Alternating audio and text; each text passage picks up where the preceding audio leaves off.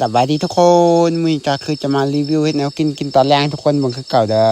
ซึ่งมื้อนี้ก็คือจะแนวกินแบบว่ากระทานอาหารเลยทุกคนบ่มีหยังสิกินแรงแกก็เลยต้องเอาไก่มาเฮ็ดแกงไก่แบบบ้านๆเฮ็ดแบบง่ายๆเฮ็ดแบบสไตล์ของตัวเองหรือว่าเฮ็ดแบบบ่ให้คือผู้ใดแบบนี้นะทุกคนเฮ็ดแกงไก่กินมื้อแรงแต่ว่าก่อนจะแกงไก่ได้จะก็ต้องไปหาเครื่องปรุงหยังเสร็จหาเก็บผักมาใส่เฮ็ดแกงไก่นำผักที่จอยจะใส่บ่มีผักอีหยังได้ช่วงนี้ก็คือจะมีแต่ใบแป้งนัวและปล่อยไว้มันก็คือว่าแก่นำใบแป้งนัวทุกคนเขาก็เลยต้องเอามาแกงใส่ไก่เด้อคือหลังจากเขาเก็บมาเขาหักมาแล้วมันอยู่สูงคนเขาก็หักลงให้มันเตี้ยเราก็จะเอาแต่ยอดเอาแต่ใบมันใบอ่อนมันเลยทุกคนแล้วก็คือจะเอามาสอมเพื่อให้มันอ่อนแล้วเอาแต่วันอ่อนๆแล้วก็จะไปล้างน้ำแบบที่เพื่อจะมาเฮ็ดใส่แกงไก่เด้อทุกคนคือแรงมื้อนี้มันบ่มีหยังสิกินนะแบบว่าเฮาแบบไปเฮ็ดเวียกมาเมื่อยนี่ก็เลยว่าเฮ็ดกันแกงไก่กินก็ได้แบบซั่นก็เลยต้องไปเกียมเครื่องปรุงอุปกรณ์นู่นนั่นเพื่อจะมาเฮ็ดแกงไก่อย่างแรกเลยก็ต้องเอา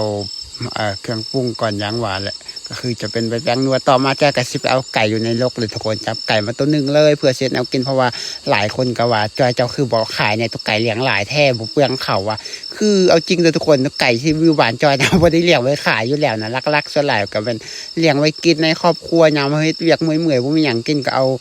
เป็ดเอาไก่มาต้มกินนู่นนี่นั่นนะแต่ว่าส่วนหลายแล้วมันจะบ่ค่อยได้ขายเลี้ยงขายก็บ่ค่อยมีปานใดหรอกต้นๆก็คันมีหลายจังขายออกแต่ว่าคันว่ามีดำหน่อยแล้วก็ส่วนหลายมันจะไว้ทำใส่ในครอบครัวเฮาเพราะว่าอยู่บ้านจอยมันบ่มีตลาด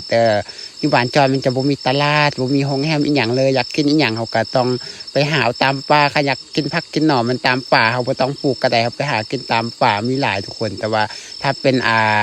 ประเภทศีล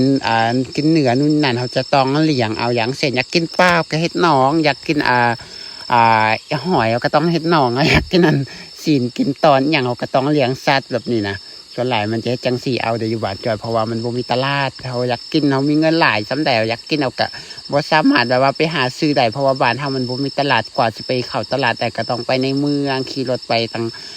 ชั่วโมง2 ชั่วโมงกว่าสิฮอดตลาดนี่คันว่าไปซื้อในเมืองนะเพราะฉะนั้นเราก็คือจะต้องอีหยังก็ได้เขาต้องเลี้ยงเขาต้องปลูกเขาต้องสร้างเอาทุกอย่างเขาต้องเลี้ยงต้องสร้างเอาเฮ็ดเองกินเองแบบนี้นะทุกคนเพราะว่าอยู่บ้านเฮามันบ่มีตลาดอย่างหวานนั่นแหละถึงว่าเฮามีหลายอยากขายก็ค่อนข้างขายยากคือกันแต่ว่าโดยรวมก็มันเฮ็ดไว้กินแต่ว่าเอาจริงเลยทุกคนถามว่าขายยากบ่ก็คันว่ามีหลายมันขายยากคันมีน้อยนี่มันบ่พอขายคันมีน้อยมันบ่พอขายแต่คันมีหลายนี่มันขายยากเพราะว่าคันมีน้อยมันขายในเฉพาะในหมู่บ้านเฮาก็ได้แล้วนี่แต่คันเฮามีหลายเนี่ยขายให้หมู่บ้านเฮามันก็หลายเกินแบบนี้นะคนในหมู่บ้านเขาก็ซื้อบ่ทันแบบนี้มันก็จะยากแบบนี้เพราะว่าส่งเข้าในเมืองกว่าในเมืองก็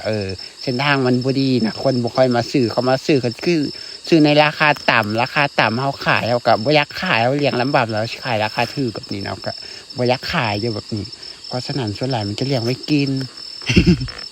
แล้วสำหรับคลิปตัวนี้เฮ็ดแนวกินของจอยมื้อนี้จอยก็คือเฮ็ดแบบง่ายๆกินแบบง่ายๆนี่จอยบ่ได้อธิบายเรื่องขั้นตอนเฮ็ดแนวกินทุกคนเบิ่งเด้อเพราะว่าปกติจอยเฮ็ดมาหลายเทื่อแล้วส่วนหลายจะคล้ายๆเก่าคล้ายๆแนวเดิมตลอดทุกคนเฮาก็เลยแบบบ่อธิบายเลยก็มีแต่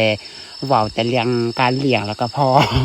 แล้วสำหรับคลิปตัวนี้ก็ได้ขอจบสำนี้เด้อทุกคนแล้วพบกันใหม่คลิปหน้าสำหรับคลิปนี้ขอจบสำนี้ไว้แล้วก็บ๊ายบายพบกันใหม่คลิปหน้าเด้อ